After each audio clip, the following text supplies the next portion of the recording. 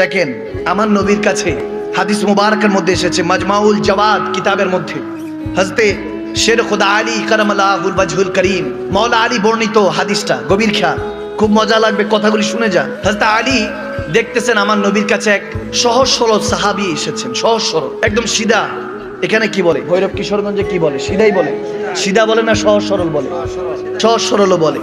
তো সহজ সরল একদম সিধা নবীজির কাছে এসে অনেক প্রশ্ন করতেছে, একের পর এক প্রশ্ন করছেন। এখন আপনাকে যদি কেউ এসে একটার পর একটা কোশ্চেন করে, প্রশ্ন করে, একটু বিরক্ত আসবে না?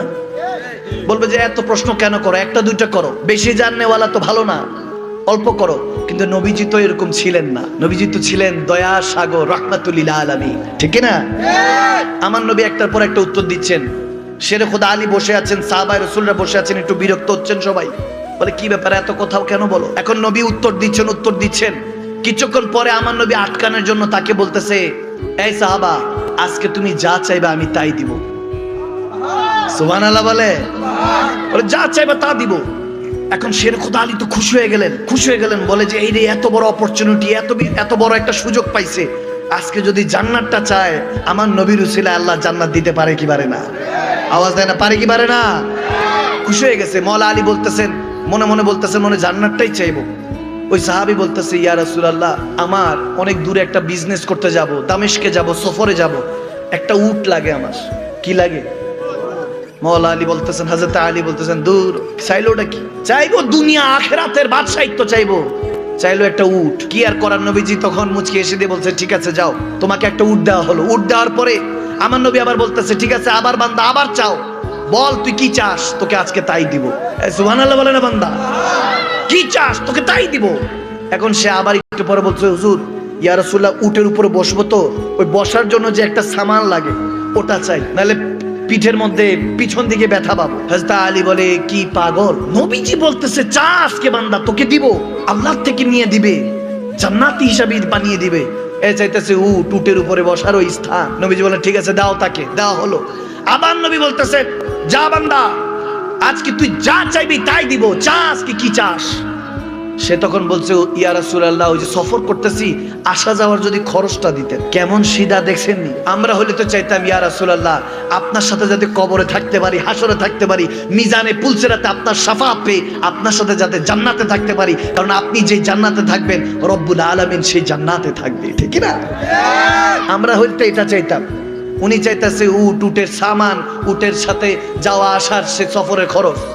নবীজি দিয়ে মুচকি হাসি দিয়ে বলতেছে, বান্দা, তোমার কথা শুনে আমার মূসা আলাইহিস সালামের কথা মনে পড়লো। সেই মূসা আলাইহিস সালামের বুড়ি তোমার থেকে ভালো ছিল। তখন শের খুদা আলী বলতেছে, ইয়া রাসূলুল্লাহ, ওটা কি ছিল? বলে, একদিন মূসা আলাইহিস সালাম মিশর থেকে যাচ্ছেন উটে করে, তখন উটে করে যখন যাচ্ছেন, উটটা সামনে অগ্রসর হচ্ছে না, বারবার ডানে চলে যায়, বামে চলে যায়। তখন মূসা আলাইহিস সালাম গরম নবী তো, বলতেছে, আল্লাহ, আমার উট এরকম কেন করছে? আল্লাহ ডাক দিয়ে বলেন, মূসা, আপনার উট যেখানে যেতে যাচ্ছে কিছু দূরেই হযরত ইউসুফ আলাইহিস সালামের মাজার। সুবহানাল্লাহ বলেন।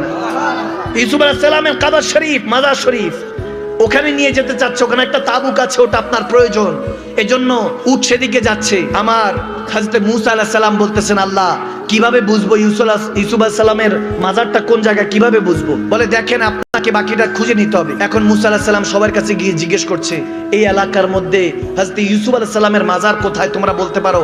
কেউ বলতে পারে না। একজন বললেন যে ওখানে অনেক বয়স্ক একটা বুড়ি থাকে, বুড়িমা থাকে, উনি হয়তোবা জানেন। যখন ওই বুড়িমার কাছে গেছে, বুড়িমাকে বলতেছে, মূসা আলাইহিস সালাম, আপনি কি ইউসুফ আলাইহিস সালামের মাজারটা কোথায়, এটা বলতে পারবেন, স্থানটা কোথায়, আমি একটু যাব, জিয়ারত করব। তখন হযরত মূসা আলাইহিস সালামকে ওই বুড়ি বলতেছে, আমি বলবো, কিন্তু টাকা লাগবে। আমি যে ইনফরমেশন দিব আপনাকে বিনা পারিশ্রমিকে দিব না, কিছু তো লাগবে, দিতে হবে কিছু। তখন মূসা আলাইহিস সালাম বলতেছে, কি চান আপনি? বলে, আমি চাই একদম মূসা আলাইহিস সালাম নবী রাসূলরা যে জায়গায় থাকবে জান্নাতে, সেই জায়গায়, সেই এলাকার মধ্যে একটা বাড়ি চাই। সুবহানাল্লাহ বলেন। আরো জোরে বলেন না সুবহানাল্লাহ। বলেন, নবী রাসূলরা যেখানে থাকবে, মূসা আলাইহিস সালাম যেখানে থাকবে, মূসা আলাইহিস সালামের ঘরের পাশে একটা ঘর চাই। তখন মূসা আলাইহিস সালাম বলে, কি বলেন, এই জায়গা থেকে এই জায়গায় কাছাকাছি মনে কোথাও মাজার জানেন? বলে দেন, কত বড় জিনিস চাইছেন, কোথায় নবী রাসূল, কোথায় ওনাদের মাকাম, আপনি ওই জায়গায় কেমনে থাকবেন? তখন গায়েব থেকে আওয়াজ আসলো, রব্বুল আলামিন বলতেছে, হ্যাঁ মুসা, আপনি তাকে বলেন জান্নাত পেয়ে যাবি, আমাদের সাথে থাকতে পারবি, আমি মুসার সাথে জান্নাতে থাকতে পারবি, বলে দেন, আপনি ওয়াদা করেন, দেওয়ার কাজ তো আমি আল্লাহ। সুবহানাল্লাহ। তখন আমার রাসূল আরবী হাদিস শুনিয়ে বলতেছেন, সে বুড়ি তোমার থেকেও ভালো ছিল, আমাদের অবস্থা ঠিক তেমনি ভাবে হয়ে আছে। আল্লাহ আমাদেরকে জান্নাত দিতে চাচ্ছে আর আমরা নিতেই রাজি না। আওয়াজ দেয় না বাবা। কুল ইন কুনতুম তুহিব্বুনাল্লাহ ফাত্তাবিউনি ইউহিব্বুকুমুল্লাহ। কোরআনে পাকে আল্লাহ বলতেছেন, ওগো হাবিব বলে দিন, বান্দা যদি আমি আল্লাহকে ভালোবাসতে চাই, ফাত্তাবিউনি, আপনি নবীকে যাতে অনুকরণ করে আপনি নবীকে যাতে ভালোবাসে, যদি আপনি নবীর ভালোবাসা অর্জন করতে পারে, আমি রব্বুল আলামিন বলতেছি, সে আমি আল্লাহকে কি ভালোবাসবে, আমি আল্লাহ তাকে ভালোবেসে বান্দা থেকে বন্ধু বানিয়ে নিব। সুবহানাল্লাহ।